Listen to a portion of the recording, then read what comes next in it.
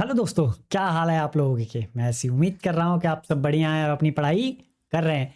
तो चलिए एक बार फिर से स्वागत है HMWB बैंकिंग एग्जाम में। जैसा कि आप लोग जानते हैं कि मैं संजय कुमार मौर्य आप लोगों के लिए लेके आया हूँ सिलेक्शन का होम्योपैथ, जिसमें मैं आपको अर्थमेटिक के मिक्स्ड क्वेश्चन की प्रैक्टिस कराता हूँ और एक दिन डाटा इंटरप्रिटेशन नंबर सीरीज के मिक्स्ड क्वेश्चन की प्रैक्टिस कराता हूँ अल्टरनेट डेट पे, ताकि आपकी स्पीड जो है वो इम्प्रूव हो सके। आपका कमांड सभी सब्जेक्ट पे, मतलब बैंकिंग के मैथ में जितने भी सब्जेक्ट हैं सब पे आपका कमांड अच्छा हो सके और आप कम से कम टाइम में ज़्यादा से ज़्यादा सॉल्व कर पाएँ। सारे सब्जेक्ट का मतलब ये हुआ कि arithmetic, data interpretation, number series और क्वाड्रेटिक इक्वेशन, सिंप्लीफिकेशन की बात कर रहा हूँ मैं। ऐसा नहीं है कि मैं रीजनिंग मैथ की बात उसकी बात कर रहा हूँ, इंग्लिश की भी। तो मेरा कहने का, मैं मैथ पढ़ा रहा हूँ तो मैथ की बात कर रहा हूँ, ठीक है। तो चलिए ज़्यादा टाइम न लेते हुए बढ़ते हैं क्वेश्चन की तरफ। लेकिन उससे पहले अगर आपने हमारे वीडियो को अभी तक लाइक नहीं किया तो लाइक कर दीजिए और चैनल को सब्सक्राइब नहीं किया तो प्लीज़ चैनल को सब्सक्राइब भी कर लीजिए, ताकि हमारी वीडियो की अपडेट आपको मिलती रहे और आप अपनी स्पीड इंप्रूव करते रहें। तो चलिए बढ़ते हैं आज के क्वेश्चन की तरफ। और आज का हमारा पहला क्वेश्चन है ये, आप इसे पढ़िए, सॉल्व करने की कोशिश कीजिए, फिर मैं बताता हूँ इसे करना कैसे, ठीक है। तो आज बारी है किसकी, अर्थमेटिक की। तो आप इसे पढ़िए, सॉल्व करिए, फिर मैं बताता हूँ इसे करना कैसे। अगर आप सॉल्व नहीं कर पा रहे हो तो कम से कम 2-3 बार पढ़ो, और गलत सही जो भी आप सॉल्व करते हो, ऐसा नहीं है कि आपको सही सही आना चाहिए। भाई सही सही आते आ तो आप हमारे पास क्यों आते पढ़ने के लिए, जाहिर सी बात है। तो आपको गलत सही जैसा भी आता है तो आप ट्राई करो। हो सकता है कि आपको बिल्कुल नहीं आता है, मैं मानता हूँ। आप क्वेश्चन को ही सारा का सारा पूरा चेंज कर दे रहे हो, मतलब जो नियम नहीं लगना चाहिए वो लगा रहे हो आप। तो लगाओ, कोई दिक्कत नहीं, लेकिन कुछ ना कुछ तो करो इस पे। उससे क्या पता चलेगा कि ना, कि अगली बार जब आप सॉल्व करने बैठोगे, जब मैं बता दूंगा आपको, अगली बार सॉल्व करने बैठोगे तो आपके दिमाग में ये आएगा कि अच्छा ये तरीका यूज किए थे सर ने, तो भाई साहब ने, ठीक है। तो चलिए, आपने पढ़ लिया होगा, मैं ऐसी उम्मीद कर रहा हूँ, और जिसने भी ट्राई करना था उसने कर भी लिया होगा। मैं बताता हूँ इसे करना कैसे। कह रहा 3 दोस्त हैं, जॉन, अरबाज और सैफ ने कुल जो है 14,400 रुपए की पूंजी लगाकर एक व्यवसाय शुरू किया। जॉन ने कुल राशि का 33.33% निवेश किया, ठीक। और अरबाज ने सैफ की तुलना में दोगुना निवेश किया। यदि जॉन और सैफ ने अपनी राशि 2 वर्ष के लिए लगाई, जबकि अरबाज ने 2 वर्ष पूरे होने से 6 महीने पहले व्यवसाय छोड़ दिया, और 2 वर्ष बाद कुल जो है लाभ 11,520 रुपये हुआ, तो जॉन और सैफ के लाभांश में क्या अंतर था ये बताना है, ठीक है। तो आगे इसने बोला है कि टोटल जो है 14,400 इन्वेस्ट किया। आगे दिया है कि जॉन ने कुल राशि का 33.33%। एक बात बताइए कि 33.33% का मान तो आपको पता ही हो गया होगा इतने दिन में, कितना होता है, 1/3। बोल रहा है ना कि जॉन क्या है, टोटल का, टोटल का जिससे कह रहा है वो नीचे होता है, नीचे। टोटल हमारा 3 है तो जॉन कितना है, 1 है। तो जॉन और टोटल का रेशियो कितना आ गया, 1 और 3 का रेशियो आया। इतनी बात आई समझ में। कह रहा है अरबाज ने सैफ की तुलना में दोगुना निवेश किया। अरबाज को ए मान लिया, सैफ को एस मान लिया, और बोला कि अरबाज ने सैफ की तुलना में, अगर सैफ 1 हो तो अरबाज ने कितना इन्वेस्टमेंट किया, डबल इन्वेस्टमेंट किया, तो मतलब इसने कितना, 2:1 का रेशियो मिलेगा हमें। इतनी बात आई समझ में। तो एक बात बताइए कि अगर मैं इसको रिलेट करना चाहूँ, मतलब अगर मर्ज करना चाहूँ तो मर्ज कर सकता हूँ, नहीं कर सकता हूँ, क्योंकि यहाँ पे देखिए अरबाज हैं, सैफ है, यहाँ जॉन है। तो इनसे कोई ऐसा कॉमन पॉइंट ही नहीं है कि जिससे हम इनको मर्ज कर पाए, या फिर आगे भी कहीं नहीं दिया है। लेकिन एक चीज इसने दिया है कि अगर मैं तीनों की इन्वेस्टमेंट निकालना चाहूँ तो निकाल सकता हूँ। कैसे, बोला है ना, ये टोटल, टोटल जो है वो कितना है हमारा, 3 है, और जिसमें से जॉन कितना है, 1 है। तो टोटल तो हमें पता है ना कितना, 14,400। कितना है, 14,400। तो 14,400 दिखा दिया, सॉरी, ये 400, 14,400, ठीक है। तो 3 यूनिट का मान 14,400, तो 1 यूनिट का मान कितना होगा, 48। तो यहाँ पे जॉन कौन है, क्या है, एक ही यूनिट तो है, तो ये कितना होगा, 4800। आई बात समझ में।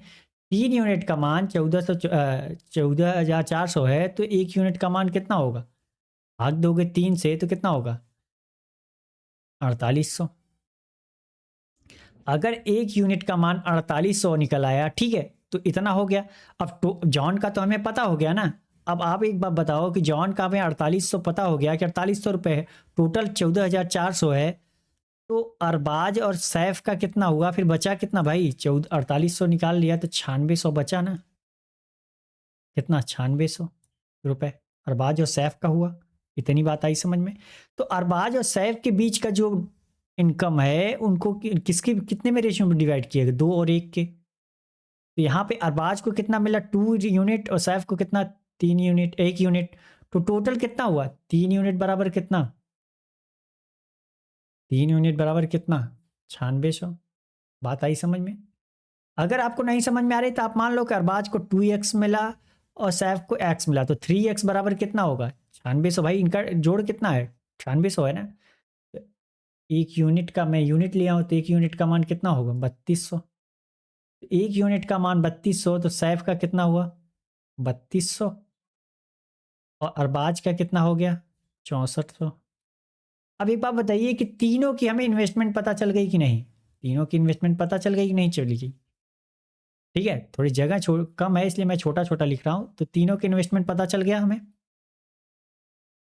जाहिर सी बात है, इतना तो समझ में आ ही गया होगा। मैं इसको मिटा दे रहा हूँ, ये सारी चीज़ें आपको समझ में आई? ठीक। अब आ जाते हैं हम अपने क्वेश्चन पे।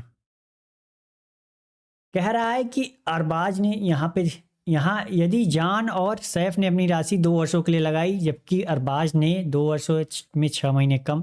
तो एक चीज़ मैंने बताया था कि पी बराबर क्या होता है? Investment and time. प्रॉफिट का अगर रेशियो में निकालना है, किस रेशियो में डिवाइड करना है, तो इन्वेस्टमेंट एंड टाइम का मल्टीप्लाई करेंगे। तो तीनों का हमें इन्वेस्टमेंट पता है, किसका? जॉन का, अरबाज का और सैफ का। कितना कितना है? ये 4800 इन्वेस्टमेंट किए हैं, ये कितना? 6400 किए हैं, ये कितना किए हैं? 3200। ठीक है। और टाइम कितना है इनका? बोल रहा है ना कि जॉन और सैफ ने 2 वर्ष के लिए, जॉन ने भी 2 वर्ष मतलब 24 मंथ के लिए, और सैफ ने भी क्या? 24 मंथ के लिए। और अरबाज ने 2 वर्ष पूरे होने में 6 महीने कम मतलब 18 महीने के लिए इन्वेस्ट किया। अब इनका हम रेशियो निकाल लेते हैं। तो हमारा जो रेशियो निकल के आएगा वो क्या होगा? 16×48, 16 से कट किया तो 16×48, 16×4 = 64। और ये कितना होगा हमारा? 16×32, 3×8 = 24। सॉरी, 6 से कटेगा क्या? 6×4 = 24, 6×3 = 18 और 6×4 = 24। और 4 यहाँ भी है, 4 यहाँ भी है और 4 यहाँ भी है। तो बचा क्या? 3, 3 और 2 का रेशियो मिल गया। ये किसका रेशियो आया? प्रॉफिट का। प्रॉफिट का रेशियो नहीं आया, एग्जैक्ट प्रॉफिट नहीं आया हमारा। क्या करेंगे? इन्वेस्टमेंट एंड टाइम का मल्टीप्लाई करते हैं, तो जो रेशियो आता है उसी रेशियो में हम क्या करते हैं? प्रॉफिट को डिवाइड करते हैं। ठीक है, इतनी बात समझ में आई? तो यहाँ पे देखा जाए तो कितना? जॉन को 3, अरबाज को 3 और सैफ को 2। तो आप अगर चाहो तो 3 दूनी 6, 2 8, 8 यूनिट मान सकते हो। आप चाहो तो ये सोच लो कि जॉन को 3A मिला, अरबाज को 2A मिला, इसको इतना मिला। तो टोटल कितना हो गया भाई? हम यूनिट मानते हैं, 3 यूनिट, 3 यूनिट, 2 यूनिट। टोटल कितना प्रॉफिट हुआ? 8 यूनिट। लेकिन यहाँ पे कह रहा है कि 11,520 का। तो 11,520 का दिख नहीं रहा है, थोड़ी सी मैं गायब हो जाता हूँ आज, जगह की इसमें कमी है। ठीक है, तो 11,520। तो 1 यूनिट का मान कितना आ जाएगा यहाँ से? कितना आ जाएगा हमारा? 8×1 = 8। ठीक, बचा कितना? 3, 35 हो गया। 8×4 = 32, फिर 3, 8×4 = 32, 0। कितना हो गया? 1440। तो एक बात बताइए कि हमसे कह रहा है कि जॉन और सैफ के लाभांश में क्या अंतर है? जॉन का लाभांश कितना? 3 यूनिट। सैफ का कितना है? 2। तो इनके बीच का अंतर कितना है? 1 ही यूनिट का तो अंतर है। और 1 यूनिट का मान हमें पता है कितना है? 1440 रुपये। तो हमारा क्या होगा? 1 यूनिट का अंतर है, तो यही हमारा क्या हो गया? 1440 आंसर भी हो गया। आई बात समझ में? तो मैंने एक एक पॉइंट समझाया है। ठीक है, तो समझ में तो आया ही गया होगा। चलिए बढ़ते हैं अगले क्वेश्चन की तरफ। और अगला क्वेश्चन है हमारा ये। आप इसे पढ़िए, सॉल्व करने की कोशिश कीजिए और मैं आ जाता हूँ सामने। ठीक है। थोड़ा सा इधर हो जाता हूँ मैं, ठीक है। तो आप इसे पढ़िए, सॉल्व करने की कोशिश कीजिए, फिर मैं बताता हूँ इसे करना कैसे है। तो क्वेश्चन बहुत हार्ड नहीं है, बहुत सिंपल है। अब देखना है कि कितनी जल्दी आप इसे करते हो, ठीक है।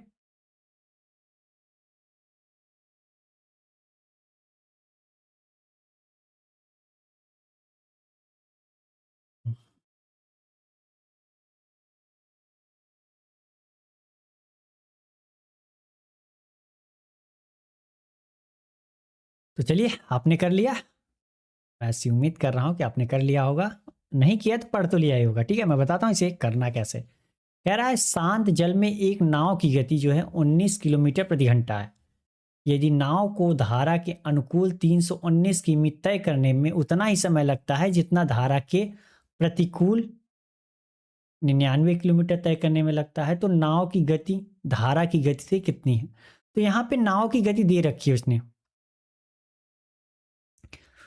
कितनी है, 19 किलोमीटर प्रति घंटा। पूछा है ना धारा की गति से कितनी अधिक है, तो हमें क्या चाहिए, धारा की गति चाहिए, सी क्या मान। एक चीज ये बताइए कि यहाँ पे उसने दे रखा है कि सेम टाइम में वो क्या है, धारा के अनुकूल 319 किलोमीटर जाती है और विपरीत 99 किलोमीटर में जाती है। तो एक बात बताइए कि v बराबर क्या होता है, डी अपॉन टी। अगर टाइम सेम है दो लोगों का, तो ये क्या हो जाएगा कि v directly proportional to D होगा। अगर टाइम सेम है दो लोगों का, तो क्या होगा, v directly proportional to speed directly proportional to distance के। तो एक बात बताइए कि यहाँ पे डिस्टेंस किसका कितना दिया है, up stream and down stream का। क्या दिया है, डिस्टेंस। डिस्टेंस कितना दिया है, अप स्ट्रीम में कितना जा रहा है भाई, धारा के प्रतिकूल 99, और यहाँ कितना जा रहा है 319। अगर मैं रेशियो निकालना चाहूँ तो कितना होगा, तो 11 9 99, और यहाँ कितना होगा 11 9 22, 11 9 99। तो 9 और 2 29 का रेशियो आ जाएगा। तो स्पीड का रेशियो क्या होगा इनका भाई, up stream and down stream की स्पीड का रेशियो क्या होगा, सेम। यही मैंने क्या बताया, टाइम अगर सेम है, ये कांस्टेंट है, तो क्या होगा 9 × 29। स्पीड कितना मिल गया, इतना। तो अगर यहाँ पे हमें क्या मिला रेशियो में ना, तो हम मान लेते हैं कि ये हमारी स्पीड कितनी है, 9x किलोमीटर अप स्ट्रीम में, और डाउन स्ट्रीम में स्पीड हमारी कितनी है, 29 किलोमीटर 29x किलोमीटर प्रति घंटा। कोई दिक्कत, कोई दिक्कत नहीं, ठीक है। तो आपको पता है यहाँ b का मान, तो b बराबर आपको क्या पता होता है, v up stream plus v down stream बटा 2 होता है, इतना पता है। तो यहाँ पे देखा जाए तो v अप स्ट्रीम कितना है हमारा, ये अप स्ट्रीम की बात हो रही है, तो स्पीड हमारी कितनी है 9x किलोमीटर प्रति घंटा, और यहाँ पे कितना है 29x। ये बताइए कि बटा 2, और यहाँ पे b का मान हमें पता है 19, ठीक। अब सॉल्व कर लेते हैं, तो यहाँ पे कितना होगा 19 × 2, यहाँ कितना होगा 38, यहाँ भी होगा, तो यहाँ भी 38, यहाँ भी 38, तो x का मान कितना आ गया, एक, एक आया। तो यहाँ पे अगर x का मान एक रखेंगे तो यहाँ हमें क्या मिल जाएगा, एग्जैक्ट तुम्हारा 29 किलोमीटर प्रति घंटा है। किसका मान, v डाउन स्ट्रीम का मान मिल गया, क्योंकि x का मान हमें पता हो गया। यहाँ v अप स्ट्रीम का मान कितना हो गया, 9 किलोमीटर प्रति घंटा, ठीक। अब हम c का मान निकाल सकते हैं कि नहीं, क्योंकि c का मान होता है v down stream minus v up stream बटा 2 होता है। यहाँ पे कितना है 29 माइनस 9 होगा, 29 माइनस 9 बटा 2, तो ये कितना आ जाएगा हमारा, c बराबर 10 किलोमीटर प्रति घंटा होगा। तो ये हमसे पूछ रहा है कि धारा की गति से कितने प्रतिशत अधिक होगा। तो एक बात बताइए कि कितना अधिक होगा, आप बता नहीं सकते। अगर धारा की गति से पूछ रहा है तो धारा से जो वाला नीचे, और इससे कितना अधिक है वोट का मान 9, तो 9 ऊपर लिख दिया इंटू 100, परसेंटेज में चाहिए, एक जीरो से एक जीरो कैंसिल, ये कितना हो गया हमारा 90% आया। कितना अधिक है ये, 90%। आई बात समझ में, तो आ गई होगी। पढ़ते हैं अगले क्वेश्चन की तरफ, और अगला क्वेश्चन है हमारा ये।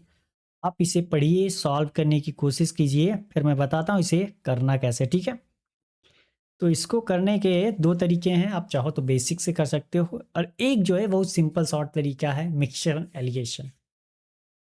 ठीक है, तो मैं दोनों बताऊंगा आपको।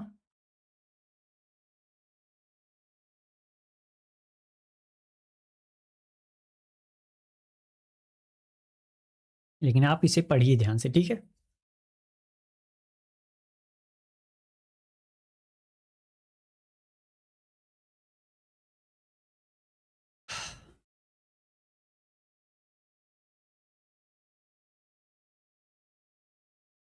तो चलिए, आपने पढ़ लिया, मैं ऐसी उम्मीद कर रहा हूँ। मैं बताता हूँ इसे करना कैसे, ठीक है। तो पहले मैं बेसिक बता देता हूँ, फिर आते हैं किस पे, फिर आ जाएंगे हम किस पे, शॉर्ट पे। तो कह रहा है एक कार्यालय में 72 कर्मचारियों का औसत वजन जो है 35 किलोग्राम है। तो कर्मचारियों कार्यालय में पुरुष और महिला कर्मचारियों की संख्या का अनुपात कितना है, 5 और 4।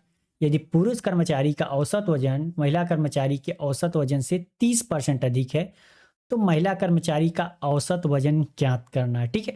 तो पहले बेसिक मेथड देखते हैं। तो एक बात बताइए कि हम अगर टोटल पूरे कार्यालय का वजन देखें, टोटल वजन वेट कार्यालय का, कार्यालय का, तो कितना होगा?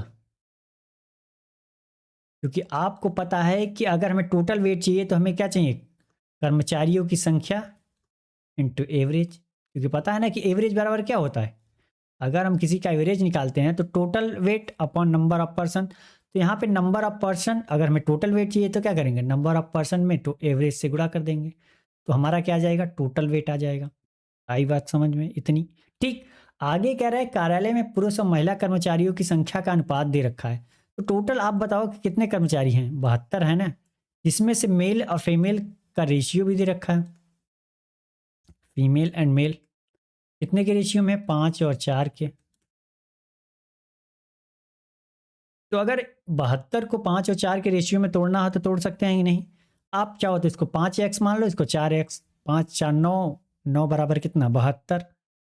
तो x बराबर कितना आ जाएगा, 8। तो यहाँ 5x था ना, तो यहाँ पे कितना हो जाएगा, 8 × 5 = 40 मेल कर्मचारी हो गए, और 8 × 4 = 32 फीमेल। देख लीजिए 40 30 72 हुआ कि नहीं, 72 कर्मचारी हुए। इतनी बात आई समझ में? और एक चीज और उसने दे रखा है कि यदि पुरुष कर्मचारियों का औसत वजन महिला कर्मचारियों के वजन से 30% अधिक है। यहाँ किसकी बात हो रही है, एवरेज वेट की,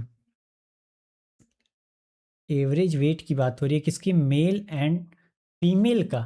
और वो भी कितना दे रखा है, एवरेज परसेंटेज में दिया है, तो हमें क्या मिलेगा, रेशियो के फॉर्म में मिलेगा। 30% का मान आपको पता है कितना होता है, 3/10 होता है। तो कह रहा है ना किससे, महिला कर्मचारियों के औसत वजन से। तो अगर हम महिला कर्मचारियों का औसत वजन 10 मान लें, तो इसका 10 का 30% कितना हुआ, 3। तो 3 क्या है, अधिक है। तो अगर हमारा ये 10 है, तो मेल कर्मचारी कितने हो जाएंगे हमारे, 13। 13 10 का रेशियो मिल गया। अगर आप चाहो तो इसको मान लो कि ये हमारे कितने हैं, 13x एवरेज वेट केजी है, और ये कितना 10x केजी है, पर केजी, पर केजी होगा, ठीक है, क्योंकि एवरेज। इतनी बात आई समझ में, ठीक है। तो आप बताओ कि अगर मैं मेल का टोटल वेट निकालना चाहूं तो क्या करूंगा, टोटल वेट, वेट निकालना चाहूं इनका, इसका मेल का, तो भाई नंबर ऑफ पर्सन पता है, और एवरेज वेट हमें पता हो गया कितना है मेल का, 13x। अगर फीमेल का यही निकालना चाहूँ तो क्या करूँगा मैं, फीमेल का एवरेज वेट पता है, गुणा कर देंगे। तो हमें यहाँ पे क्या मिल गया, मेल का ये मिल गया 13 × 4 = 52x, और फीमेल का कितना मिल गया, सॉरी 13 × 4 = 52 मतलब 520x। यहाँ पे कितना, 320x। तो एक बात बताइए, ये मेल का टोटल वेट है, ये फीमेल का टोटल वेट है, ठीक है। और यहाँ पे कार्यालय में क्या है, मेल एंड फीमेल ही थे था, इनका भी तो टोटल वेट हमें पता है। तो ये भी अगर मैं इनको दोनों को जोड़ दूँ तो ये भी टोटल वेट और ये भी टोटल वेट तो बराबर हो जाएंगे। तो जोड़ दिया, 5 3 8, 840, 13 × 4 = 52, 840। ये भी हमारा क्या हो गया, टोटल वेट, और ये भी हमारा कितना है, टोटल वेट है 35। अब सॉल्व कर ले, तो ये कितना होगा, 12 × 7 = 84, 70, 12 छंके 72, यहाँ पे कितना आएगा 35 दूना 70, 2 और 2 तिहाई 6। तो x का मान हमारा क्या निकल के आया, 2 तिहाई 6, यहाँ 3। तो क्या निकल के आया हमारा, 3 निकल के आया। क्या निकल के आया, x का मान 3 निकल के आया। इतनी बात समझ में आ गई आपको। तो x का मान 3 निकल के आया, तो आपसे पूछ क्या रहा है, पूछ रहा है कि तो महिला की कर्मचारियों का औसत वजन, तो महिला कर्मचारी का औसत वजन कितना था हमारा, एवरेज वेट हमारा किसका, फीमेल का कितना था, 10x था ना। तो हम क्या करेंगे भाई, x का मान हमें पता चल गया, तो ये कितना हो जाएगा 30, 10 में 3 का गुणा किया तो इतना पर केजी होगा कि नहीं होगा।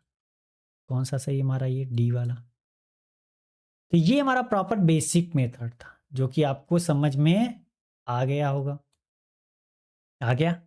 तो अब आ जाते हैं हम किस पे, शॉर्ट मेथड बताते हैं आपको। शॉर्ट मेथड में कैसे कर सकते थे आप, इसको मिटा देता हूं मैं, ठीक है, और थोड़ी देर के लिए मैं गायब हो जाता हूं, ताकि जगह की कमी ना पड़े, यहीं बता देता हूं, ठीक है।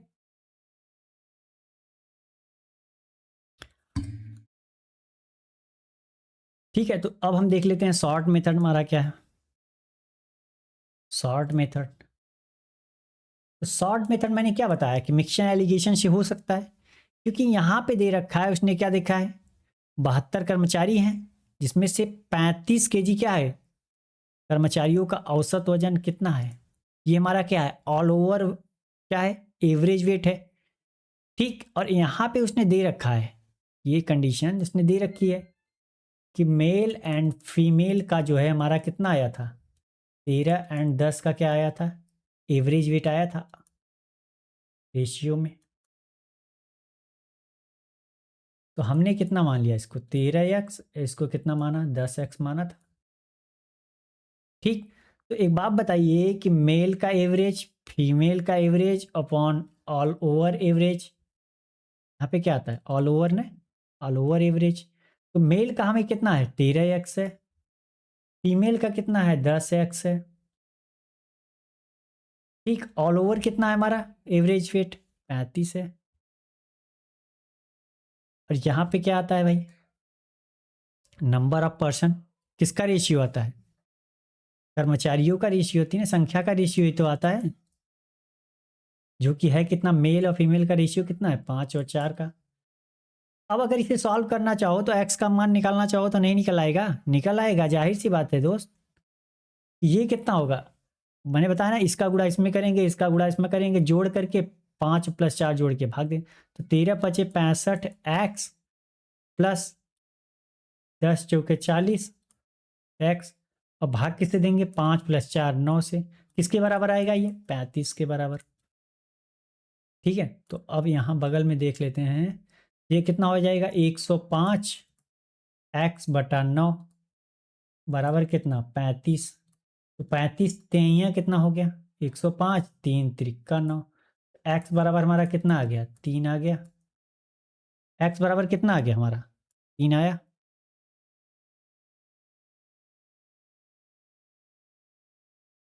एक्स बराबर 3 आया, तो हमसे फीमेल का पूछ रहा है, तो फीमेल का कितना हो जाएगा, 10 × 3 बराबर 30। तो कितना टाइम लगा हमें बताने में, ये कितना टाइम लग गया भाई, बहुत ज़्यादा टाइम लगा, नहीं तो बहुत सिंपल था ना। तो आप इसे भी कर सकते थे, लेकिन अगर आपका कॉन्सेप्ट क्लियर हुआ तो ठीक है। तो चलिए हम बढ़ते हैं अगले क्वेश्चन की। अगला क्वेश्चन हमारा ये, और आप इसे पढ़िए, सॉल्व करने की कोशिश कीजिए, मैं बताता हूँ इसे करना कैसे, उसके बाद मैं आ जाता हूँ सामने।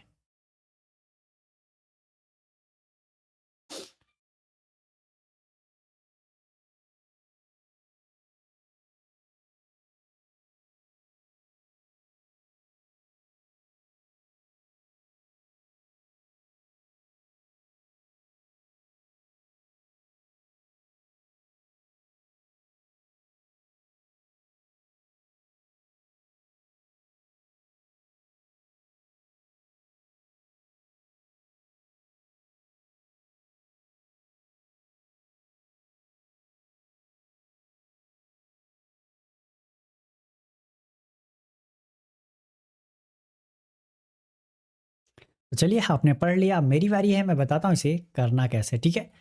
कह रहा है कि प्रांजल जो है प्रतिदिन दौड़ने जाता है, वह एक निश्चित समय तक 18 किलोमीटर प्रति घंटे की गति से दौड़ता है, लेकिन सोमवार को वह उसी समय के लिए टाइम सेम है, यहाँ भी देखिए टाइम सेम है, कह रहा है 24 किलोमीटर प्रति घंटे की गति से दौड़ता है, जिससे वह सामान्य दिनों की तुलना में 66 किलोमीटर अधिक दूरी तय करता है। तो सोमवार को प्रांजल ने कितनी दूरी तय की ये बतानी है हमें, ठीक है।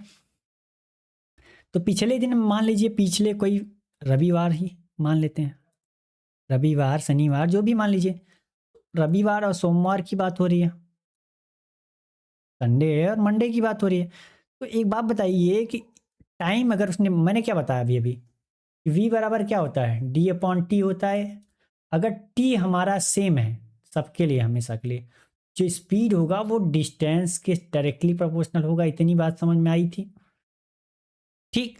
तो यहाँ पे हमें स्पीड के क्या क्या है, स्पीड पहले 18 किलोमीटर प्रति घंटा दौड़ता था, सोमवार को वो 24 किलोमीटर प्रति घंटा दौड़ा। तो इनका अगर मैं रेशियो निकालना चाहूँ तो 6 त्रिक 18 और 6 चौके 24 हुआ, तो 3 और 4 का हमारा क्या मिल गया, स्पीड का रेशियो मिला। तो मैंने क्या कहा, अगर टाइम सेम, यहाँ भी टाइम वही लग रहा था, यहाँ भी वही टाइम, तो डिस्टेंस का रेशियो हमारा क्या आ जाएगा, डिस्टेंस का रेशियो भी यही होगा, सेम टू सेम, 3 और 4 का रेशियो, ठीक है। तो वो कह रहा है कि जिससे वह सामान्य दिनों की तुलना में 66 किलोमीटर अधिक दूरी केवल, तो सामान्य दिन वाला कौन सा हमने माना है, या रविवार वाला माना है ना, तो 66 किलोमीटर अधिक। तो एक बात बताइए कि रेशियो में देखा जाए तो यहाँ 3 यूनिट चल रहा था, यहाँ 4 यूनिट चल रहा था। यहाँ पे देखा जाए तो सोमवार के दिन कितना ज़्यादा अधिक चला, 1 ही यूनिट तो अधिक चला वो, लेकिन ये कह रहा है कि नहीं 66 किलोमीटर अधिक चला। अगर आपको प्रॉब्लम हो रही है तो मैंने क्या कहा है, मान सकती हो आपकी 3x किलोमीटर 4x किलोमीटर उस दिन चला, तो यहाँ पे 3x, यहाँ पे 4x, तो x किलोमीटर ही तो ज़्यादा चला, तो x बराबर 66 किलोमीटर आया। कह रहा है तो सोमवार को प्रांजल ने कितनी दूरी तय की, अगर एक यूनिट का मान 66x मिल गया, तो सोमवार को कितनी यूनिट चला था, 4 यूनिट चला था, तो 4 गुणित 66 कर लेंगे हम, तो 6 चौके 24, 6 चौके 24, 264 किलोमीटर हुआ। अगर वही कहता संडे के दिन तो क्या करते हैं, 6 त्रिक 18, 6 त्रिक 18, 198 किलोमीटर होता, फिर 3 यूनिट का मान निकालते हैं। या फिर बाकी अदर दिन, बाकी सोमवार को छोड़ के बाकी अदर दिन वही था, चाहे रविवार चाहे शनिवार, चाहे जो मानिए वो अलग की बात है, तो हमने ये मान, तो 264 किलोमीटर कौन सा सही है, कोई नहीं, तो नॉन ऑफ दीज। सही बात समझ में आ गई होगी। चलिए बढ़ते हैं अगले क्वेश्चन पे।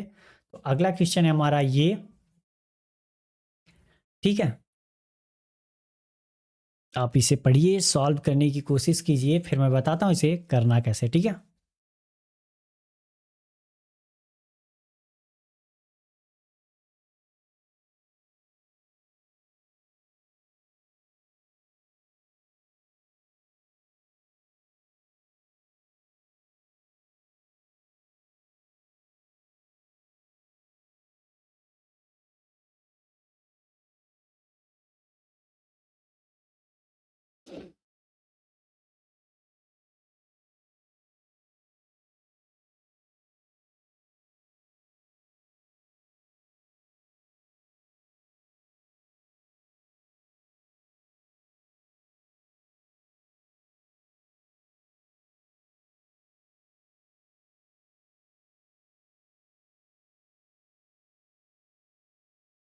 तो चलिए आपने पढ़ लिया, मेरी बारी है, मैं बताता हूँ इसे करना कैसे, ठीक है। तो यहाँ पे देखा जाए तो 3 साइकिल चालक P, Q और R एक ही समय पर एक ही दिशा में एक वृत्ताकार पथ पर एक ही बिंदु से साइकिल चलाना शुरू करते हैं। यदि P एक चक्कर 30 मिनट में, Q 50 मिनट में और R 60 मिनट में पूरा करता है, तो P को कितने घंटे साइकिल चलानी होगी ताकि तीनों फिर से प्रारंभिक बिंदु पर मिले, ठीक है।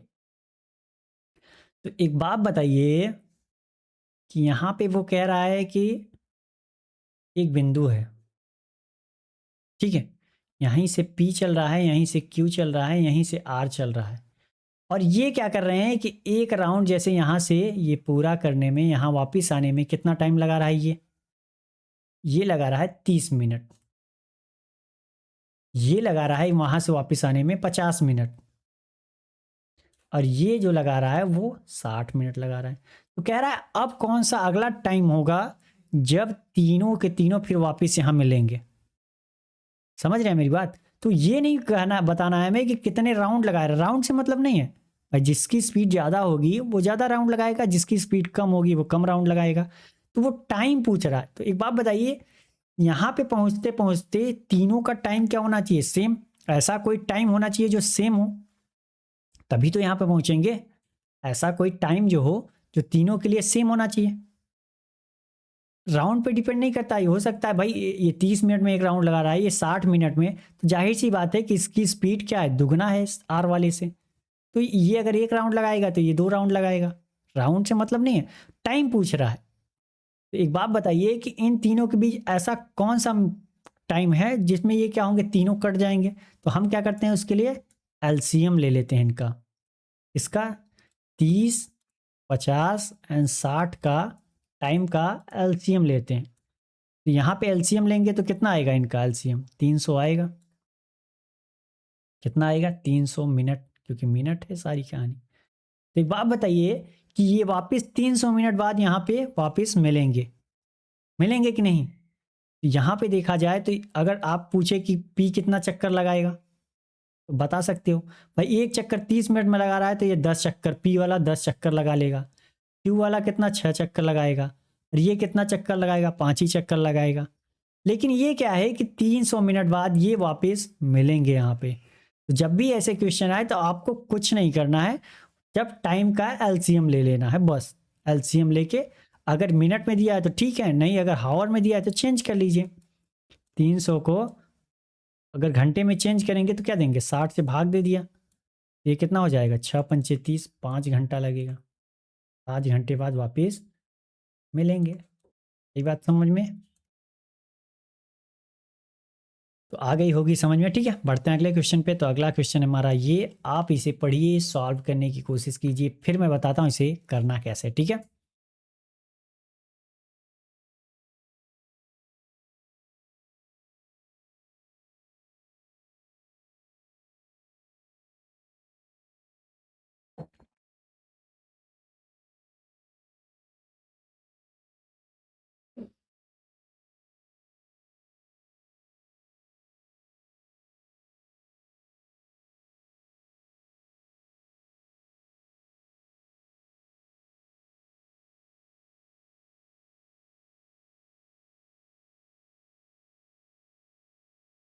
तो चलिए आपने पढ़ लिया, मेरी बारी है, मैं बताता हूँ इसे करना कैसे। ठीक है, कह रहा है 3 दोस्त हैं, राम, मोहन और राजू। राम, मोहन और राजू। ठीक है, कह रहा है 18 दिन, 20 दिन और 15 दिन में एक कार्य पूरा कर सकते हैं। यदि राम केवल इतने दिन काम करे, मोहन केवल इतने दिन काम करे और राजू केवल इतने दिन काम करे और वे मिलकर पूरा कार्य पूरा कर लेते हैं। ठीक है, वो इतने इतने दिन करके कोई एक कार्य पूरा कर लेते हैं। तो कह रहा है कि एक्स का मान बताना है। तो एक बात बताइए कि वर्क बराबर, सबसे पहली बात बताइए वर्क बराबर होता क्या है? अगर टोटल वर्क में चाहिए तो क्या करेंगे? Efficiency and time. अगर हमें वर्क पता करना है तो इफिशियंसी एंड टाइम का मल्टीप्लाई करना पड़ेगा हमें। कलर चेंज कर लेता हूं मैं। ठीक है, इफिशियंसी एंड टाइम का मल्टीप्लाई करना पड़ेगा। तो एक बात बताइए कि यहाँ से टाइम तो दिया है ना कि ये इतने घंटे कर रहा है, इतने दिन कर रहा है, ये इतने दिन कर रहा है, लेकिन हमें इफिशियंसी नहीं पता है। तो इफिशियंसी हमें कहाँ से पता चलेगी? इफिशियंसी हमें यहाँ से पता चल जाएगी कि बोला है ना कि 18 दिन, 20 दिन और 15 दिन। तो किसकी बात कर रहा है? राम की, मोहन की एंड राजू की बात कर रहा है। तो हम यहाँ से इफिशियंसी मिल जाएगा कि नहीं? हमेशा से निकालते आए हैं आप। 18, 20 एंड 15। तो एक बात बताइए कि हम क्या लेते हैं इनका एलसीएम। एलसीएम कितना होगा? ये टाइम हमारा है। तो 18, 20 और 15 का एलसीएम कितना होगा? 180 होगा।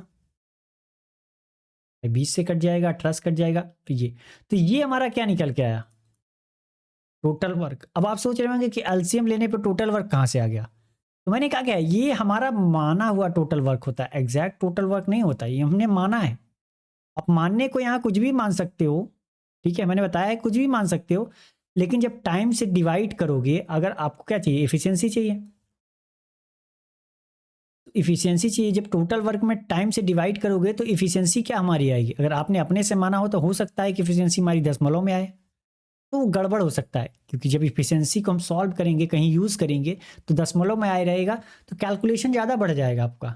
तो इसीलिए हम क्या करते हैं, इनका एलसीएम लेके टोटल वर्क मानते हैं। ठीक है, तो यहाँ पे कितना आएगा 10, यहाँ पे कितना आ गया हमारा 9, यहाँ पे 15 12 180। तो यहाँ पे हमारी इफिशियंसी कितनी आ गई, राम कितनी, मोहन कितनी और राजू कितनी आ गई। टोटल वर्क हमारा कितना है, इतना। ठीक है, तो यही काम अब जो है, जो 180 है, ये इतने दिन कर रहा है, ये इतने दिन, मोहन इतने दिन, राजू इतने दिन कर करके कंप्लीट कर रहे हैं। तो एक बात बताइए कि अगर हमें राम का के चाहिए कितना वर्क किया है, तो हम क्या करेंगे, efficiency in time, efficiency Ram का कितना है 10 है सॉरी, और टाइम कितना ले रहा है x+3।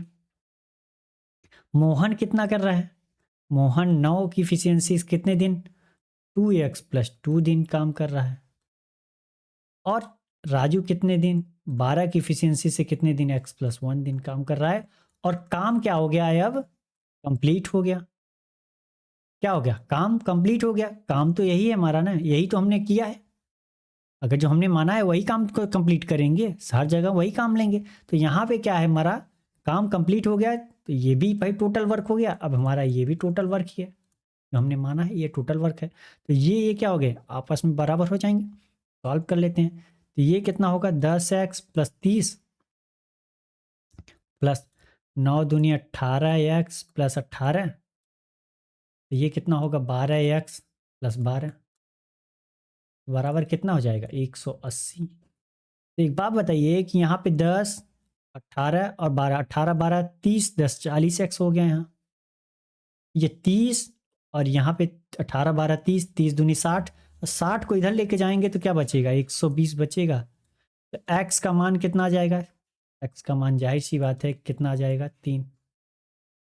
x का मान हमारा 3 आ गया, तो हमसे पूछा क्या है, x का मान ही तो पूछा है, तो x का मान हमारा कितना है 3। आई बात समझ में? ठीक है, तो समझ में आ गई होगी। पढ़ते हैं अगले क्वेश्चन की तरफ। अगर आपको लगता है कि ये हमने एलसीएम लेके मान के गलती की, तो आप यहाँ पे 180 की जगह क्या मान सकते हैं, ज़्यादा भी मान सकते हो। क्या मान सकते हो, 360 मान लो आप। 360 मानोगे तो यहाँ एफिशिएंसी कितना आएगी, 20 आएगी, 18 आएगी, 24 आएगी। फिर यहाँ पे करोगे, यहाँ पे करोगे तो x का मान सेम ही आएगा, चाहे जितने के लिए आप कर लो। यहाँ पे अगर 540 रख लोगे तब भी यही आएगा। अब चाहो तो 100 रख लोगे तो दशमलव में आंसर आएगा, ये हो सकता है। तो आपको कैलकुलेशन करोगे तो आएगा तो 3 ही, लेकिन हो सकता है कैलकुलेशन ज़्यादा करना पड़ जाए। तो बात वही है, आप ना विश्वास हो तो ट्राई करना, और करना अच्छी बात है, क्योंकि उससे आपका कॉन्सेप्ट क्लियर होगा। आप जैसे मैंने 180 माना है, आप दूसरा कुछ मान लो, ऐसा मानना कि जाके डिवाइड हो जाए बस तीनों से, ये इतना याद रखना, क्योंकि कैलकुलेशन आपको ज़्यादा ना पढ़ना पड़े। चलिए बढ़ते हैं अगले क्वेश्चन पे। अगला क्वेश्चन हमारा ये, आप इसे पढ़िए, सॉल्व करने की कोशिश कीजिए, फिर मैं बताता हूँ इसे करना कैसे। ठीक है,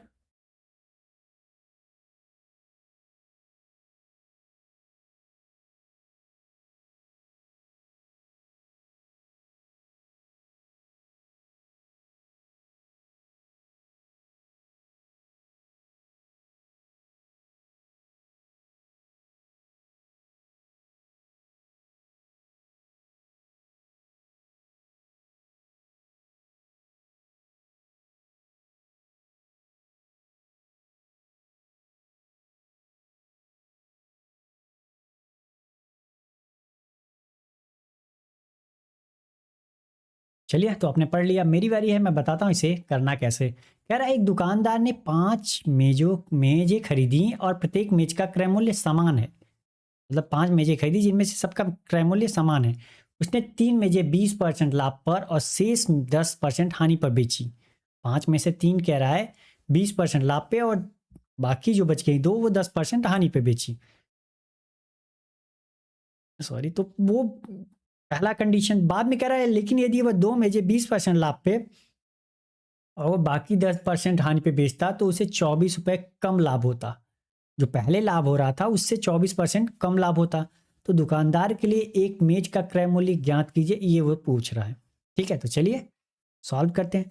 तो हमें नहीं पता ना कि हमारा कॉस्ट प्राइस कितना है, तो हमने माना कितनी है कॉस्ट प्राइस।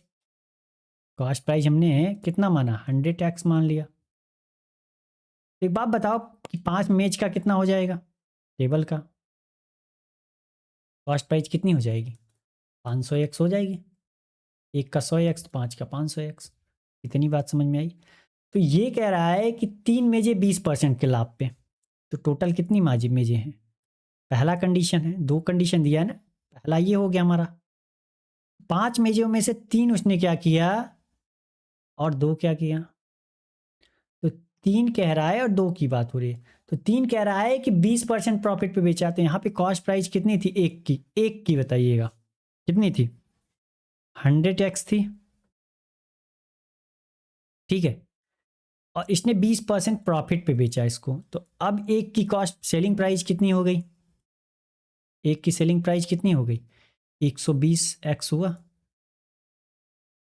तो आप बताओ कि अगर एक की कॉस्ट प्राइस इतनी है तो एक की सेलिंग प्राइस कितनी होगी यहाँ, सॉरी 120x। और तो 3 की कितनी हो जाएगी, 3 की सेलिंग प्राइस कितनी हो जाएगी यहाँ, 360x में बेचेंगे हम, क्योंकि हमें सेलिंग प्राइस चाहिए, हमें तो कॉस्ट प्राइस पता है ना यहाँ पे टोटल। और यहाँ पे कितना है, यहाँ पे देखा जाए तो कह रहा है कितने की कॉस्ट प्राइस, यहाँ भी क्या है 100 ही है ना, और 10% के लॉस पे बेच रहा है। तो यहाँ बेचेगा कितने पे, 90x पे बेचेगा। तो 90 तो एक के लिए है ना, तो यहाँ पे कितनी वस्तु बेच रहा है, 2। तो 2 के लिए कितनी हो जाएगी सेलिंग प्राइस, 180x। एक बात बताइए कि यहाँ पे टोटल सेलिंग प्राइस कितनी आ गई हमारी, टोटल सेलिंग प्राइस कितनी आ गई हमारी, 540 रुपये। इतनी बात आई समझ में, ठीक। अब सेकंड कंडीशन देख लेते हैं। तो सेकंड कंडीशन में इसने क्या दिया है कि 2 और 3 की बात कर रहा है, यहाँ पे 2 और यहाँ पे 3। 2 को क्या कर रहा है 20% लाभ पे। आपको पता है ना कि कॉस्ट प्राइस यहाँ भी क्या है 100x, यहाँ पे की कॉस्ट प्राइस कितनी है पर की 100x ही है। तो यहाँ पे कितने की 20% की प्रॉफिट पे बेच रहा है, तो 100x का 20% कितना हो 20। सेलिंग प्राइस कितनी हो जाएगी 120x। यहाँ पे कितने पे -10% पे, तो यहाँ पे -10% पे तो कितने पे सेलिंग प्राइस कितनी आई है 90x आई। तो ये एक वस्तु के लिए थी। तो यहाँ पे 3 की 2 की बात हो रही है, तो 2 का सेलिंग प्राइस कितना होगा 240। और यहाँ 3 की सेलिंग प्राइस कितनी आ जाएगी हमारी, कितनी आ जाएगी 9 त्रिक 27, 270x। तो यहाँ टोटल सेलिंग प्राइस हमारी कितनी आई 27, 24, 24 ना 48, 3 51, 510x। तो एक बात बताइए, यहाँ पे हम कितने का बेच रहे थे 540x का बेच रहे थे, यहाँ पे हम कितने 510x का बेच रहे हैं। तो हमें घाटा कितने का हो रहा है, हमें घाटा कितने का हो रहा है भाई, घाटा कितने का हो रहा है 30x का घाटा हो रहा है। कितने का घाटा हो रहा है 30x का। लेकिन ये कह रहा है कि नहीं 24 रुपए का घाटा हो रहा है। कितने का 24 रुपए का घाटा हो रहा है। मैं कह रहा हूँ 30x का घाटा हो रहा है, ये कह रहा है 24x का घाटा हो रहा है। तो x बराबर कितना आएगा, काट लेते हैं, 6 पंचे 30, 6 चौके 24। तो यहाँ पे कितना आया 4/5 आया x का मान। x का मान कितना आ गया हमारा 4/5 आया। तो कह रहा है कि दुकानदार के लिए एक मेज का क्रय मूल्य, तो एक मेज का कॉस्ट प्राइस कितनी थी 100x था। अब x का मान आपको पता है, तो 100 4/5, ये कितना होगा 5, ये कितना आ जाएगा 20, 20 चौके 80। तो एक का कॉस्ट प्राइस कितना है हमारा 80 रुपये आया। यहाँ x का मान कितना आया 4/5 रुपये, क्योंकि ये 24 रुपये था, 4/5 रुपये आया। तो x का मान हमने कितना रख दिया 100x माना था, तो 100x हमने रख दिया। आई बात समझ में, तो आ गई होगी। पढ़ते हैं अगले, क्योंकि ये इतना कैलकुलेशन नहीं करना है। जब आप प्रैक्टिस करोगे ना, तो ये चीज़ें माइंड में ही डायरेक्टली आपको पता चल जाएगा कि हम कितने में बेच रहे हैं। यहाँ पे डायरेक्टली जैसे आपने मान लिया कि 10x में बेच रहे हैं, तो 20% 12 में, तो यहाँ पे कितना, तो यहाँ पे 12 दूना 24, 12 3 36, 36 होगा। यहाँ पे कितना होगा, 9 दूनी 18। तो ये माइंड में ही करने लगोगे आप। थोड़ा सा लिखना पड़ सकता है, लेकिन इतना जितना मैंने लिखा है इतना आपको नहीं लिखना पड़ेगा, लेकिन उसके लिए प्रैक्टिस करनी पड़ेगी। तो चलिए बढ़ते हैं अगले क्वेश्चन पे। अगला क्वेश्चन हमारा ये, तो आप इसे पढ़िए, सॉल्व करने की कोशिश कीजिए, फिर मैं बताता हूँ इसे करना कैसे। और बाकी ये क्वेश्चन बहुत हार्ड नहीं है, बहुत सिंपल है, और आप इसे जो है सॉरी आप इसे आसानी से सॉल्व कर सकते हो। मैं ऐसी उम्मीद भी करता हूँ कि आप इसे कर जाओगे। देखते हैं कितने लोग आंसर देते हैं।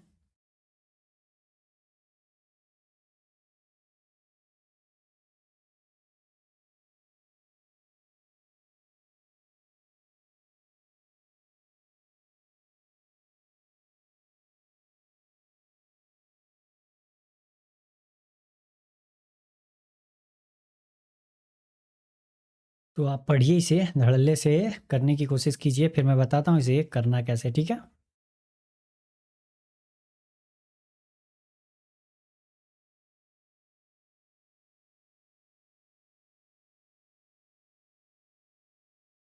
तो चलिए आपने पढ़ लिया, मेरी बारी है, मैं बताता हूँ इसे करना कैसे। कह रहा है एक कंटेनर में 20 लीटर दूध है और 35 लीटर पानी है।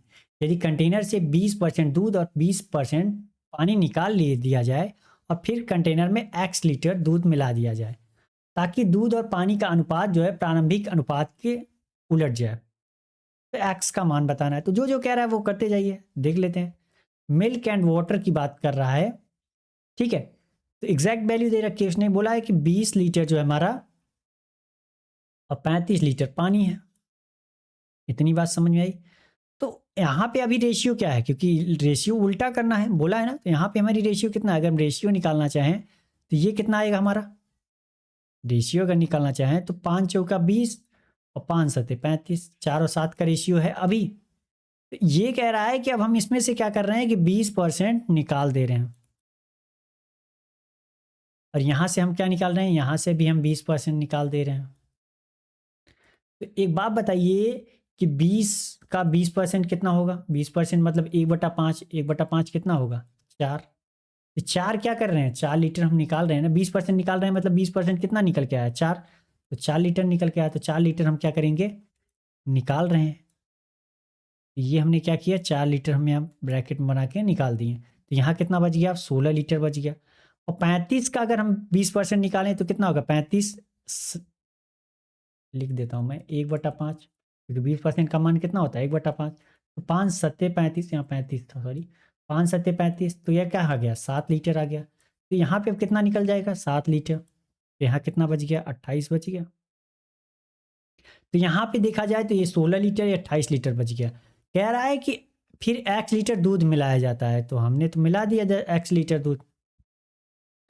तो अब उसने एक चीज बोली है कि एक बात बताइए कि सॉरी, ठीक आते आते रह गई, ठीक है। तो वो कह रहा है कि मिलाने पर ताकि दूध और पानी का अनुपात प्रारंभिक अनुपात के उलट जो हो जाए।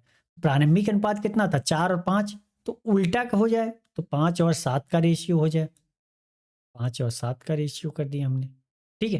पहले कितना था, 4 और 7 का, अब सॉरी, पहले कितने का था, 4 और 7 का था, अब 7 और 4 का कर देते हैं। सॉरी गलत लिख दिया मैंने भाई, छींक आ रही थी इसलिए दिमाग नहीं काम किया, ठीक है। तो यहाँ पे कितना हो जाएगा, उल्टा मतलब 7 और 5 का रेशियो कर दिया। सॉरी यार क्या हो रहा है, 7 और 4 का रेशियो कर दिया, ठीक है।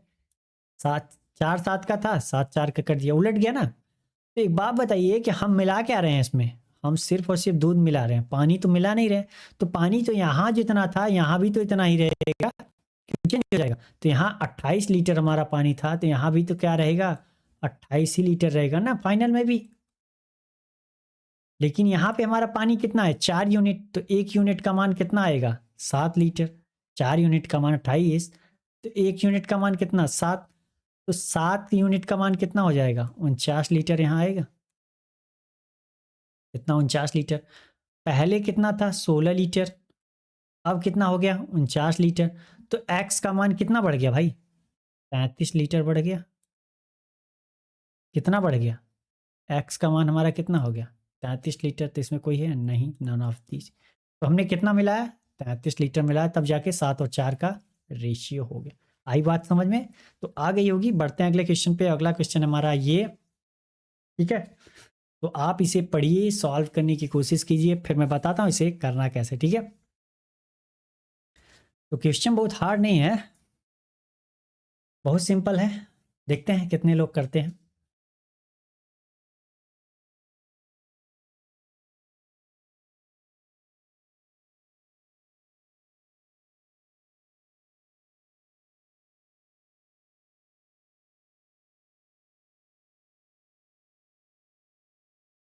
तो चलिए, आपने पढ़ लिया, मेरी बारी है, मैं बताता हूँ इसे करना कैसे।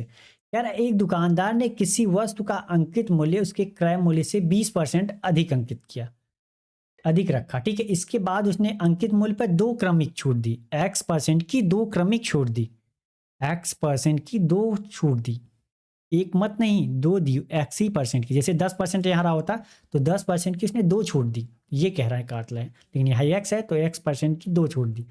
यार, जिससे कुल छूट जो है 342 रुपये हो गई। जो छूट हुई टोटल हमारी, वो 342 रुपये के बराबर हो गई। तो यदि वस्तु का अंकित मूल्य 1800 रुपये है तो क्रय मूल्य क्या होगा, ये बताना है। क्रय मूल्य का x%। तो अगर x% बताना है तो x का मान हमें पता होना चाहिए, ठीक है। तो चलिए, यहाँ पे कह रहा है ना कि 20% अधिक है। 20% का मान कितना होता है, 1/5। कह रहा है ना क्रय मूल्य से, तो हमने क्रय मूल्य अपना कितना मान लिया, 5। और 5 का 20% कितना होता है, 1। 5 का 20% 1। तो एक क्या है, अधिक है, कौन, मार्क प्राइस। तो अगर हमारा कॉस्ट प्राइस 5 है तो एक अधिक है, तो ये कितना हो जाएगा, 6। तो यहाँ पे हमें रेशियो कितने का मिल गया,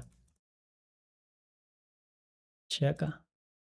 अब काफ़ी लोगों को ये नहीं समझ में आता होगा कि ये कैसे आ गया, ठीक है, कोई दिक्कत नहीं। अगर आपको नहीं आ रहा है तो दूसरा तरीका देख लेते हैं। दूसरा तरीका क्या है कि यहाँ पे आपको पता है ना कि वस्तु का अंकित मूल्य और क्रय मूल्य की बात कर रहा है। तो अंकित मूल्य और क्रय मूल्य को हम क्या करते हैं, रख देते हैं। रख दिया, इतना तो कर ही सकते हो। तो हम क्या करते हैं, हमने मान लिया कि अंकित मूल्य हमारा अगर 100 रुपये है, तो कह रहा है ना 20% अधिक है, तो इसका 100 का 20% कितना होगा।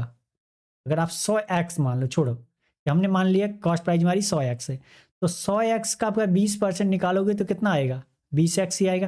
तो 20x अधिक है कॉस्ट प्राइस से, तो कॉस्ट प्राइस 100 है ना, तो 20 अधिक है तो कितनी हो जाएगी, 120x होगी। तो अगर हम रेशियो निकालना चाहें इनका तो क्या होगा, x x कैंसिल, ये कितना होगा, 20 छक्के और 20 पंचे, 6 5 का देखिए रेशियो आया कि नहीं आया। तो अगर आपको इसमें प्रॉब्लम हो रही है तो ये करना सीखिए, धीरे धीरे आ जाएंगे इस पे भी आप, ठीक है। तो चलिए, समझ में आ गया होगा, मैं ऐसी उम्मीद कर रहा हूँ। मैं इसको मिटा दे रहा हूँ, ठीक है। तो समझ में आ गया, नहीं आया तो आ जाएगा, कोई दिक्कत नहीं, डरिए नहीं। तो यहाँ पे कितना आ गया हमारा, इतना रेशियो। अब एक बात उसने बोली है कि मार्क प्राइस जो है हमारा वो 1800 है, तो हमारा मार्क प्राइस कितना है, 6 यूनिट। तो 6 यूनिट का मान 1800, तो 1 यूनिट का मान कितना, 300, तो 5 यूनिट का मान 1500। तो अब हमें भाई डिस्काउंट कितना दिया, 342 रुपये। तो डिस्काउंट, जैसे कोई वस्तु आप लीजिए, जाइए मॉल में, तो वहाँ मार्क प्राइस लिखा रहता है कि 1800 का है।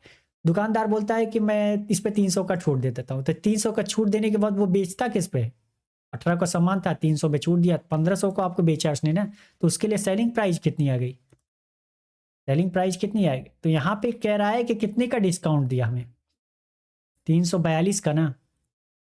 तो 1800 में 342 कम किया तो कितना आएगा, 1458 रुपया। तो हमें सेलिंग प्राइस भी मिल गई कि नहीं। तो चलिए, इतना मिल गया। अब यहाँ पे आ जाते हैं, कह रहा है ना x% की 2 छूट दी जाती है। तो x% का मान कितना होता है, सबसे बड़ी बात तो ये है कि x% का मान कितना होता है, ये सोच रहे होंगे आप, x% का मान कितना होता है, x/100, क्योंकि परसेंट हटाया तो 100 लिख दिया। तो छूट किस पे दी जाती है, मैंने क्या बताया, डिस्काउंट, मॉल में जाते हो तो मार्क प्राइस पे छूट मांगते हो ना। तो अगर हम मार्क प्राइस अपना 100 मान लें, तो 100 का x% कितना होता है, x ही होता है। 100 का x% x, मैंने क्या बताया, 5 का 20% कितना, 1। तो यहाँ 100 का x% x। तो अगर x% की x की छूट दे रहा है तो सेलिंग प्राइस हमारी क्या आएगी, 100 रुपये पे सामान पे मार्क प्राइस जो है 100 रुपये, उस पे x की परसेंट की छूट, मतलब x रुपये का छूट दे रहा है, तो सेलिंग प्राइस क्या हो जाएगी, 100 - x होगा। तो यहाँ पे mark price and selling price का रेशियो मिल जाएगा हमें। Mark price and selling price का परसेंटेज में दिया रहे तो रेशियो ही मिलेगा, या ध्यान रखिएगा। या तो अपने से आप मानते हो एक्स फॉर्म में वाई के फॉर्म में, तो अलग की बात है। ठीक, तो यहाँ पे हमने क्या, मार्क प्राइस अगर हमने 100 माना तो हमारा क्या है निकल के सेलिंग प्राइस 100 माइनस एक्स आया। तो एक बार हो गया ये, उसने कहा ना 2 बार, तो 2 बार दूसरी बार भी यही होगा, दूसरी बार भी हमने कर दिया। अब इसे हम सॉल्व कर लेते हैं। तो ये कितने का हो गया, 100 का स्क्वायर हो गया भाई। यहाँ रेशियो कितना आएगा, 100 माइनस एक्स का स्क्वायर होल स्क्वायर है, इतना आ गया। Mark price and selling price, यहाँ पे भी देखिए mark price and selling price का हमें एग्जैक्ट वैल्यू पता है, तो यहाँ भी तो रेशियो निकाल सकते हैं। तो एक बात बताइए, mark price and selling price, तो यहाँ पे मार्क प्राइस कितना है, selling price 100 and 100 minus x का होल स्क्वायर है। तो यहाँ पे भी तो mark price and selling price है, तो मार्क प्राइस कितना है ऊपर 1800, सेलिंग प्राइस कितना है 1458। अब कट कर लेते हैं, तो कितना से कट किया, 6 से कट करें, 6 3 18,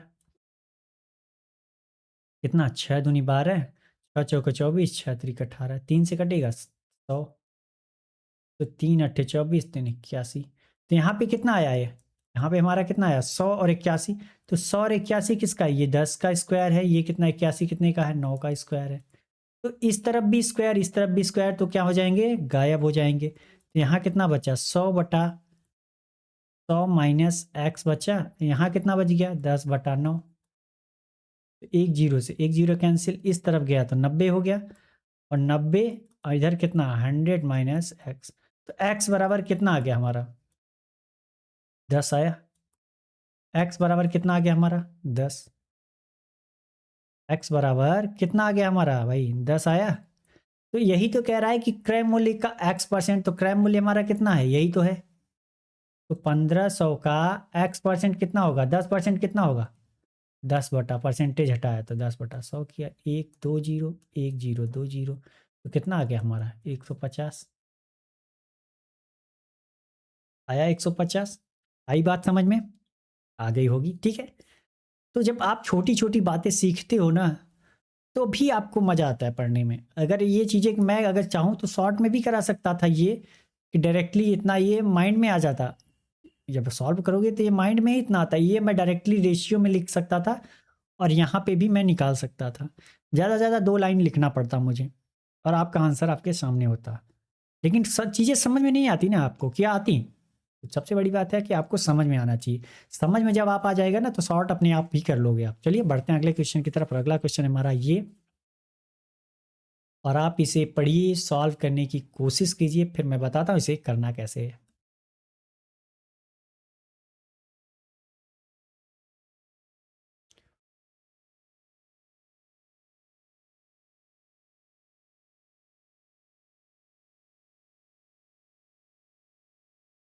यहाँ पे जो बोला है वो आयत की परिधि होती है, परिमिति है, परिमिति और पेरीमीटर, ठीक है। पेरीमीटर की बात कर रहा है, ये बात याद रखिएगा, ठीक। तो आप इसे पढ़ लीजिए, फिर मैं बताता हूँ इसे करना कैसे है।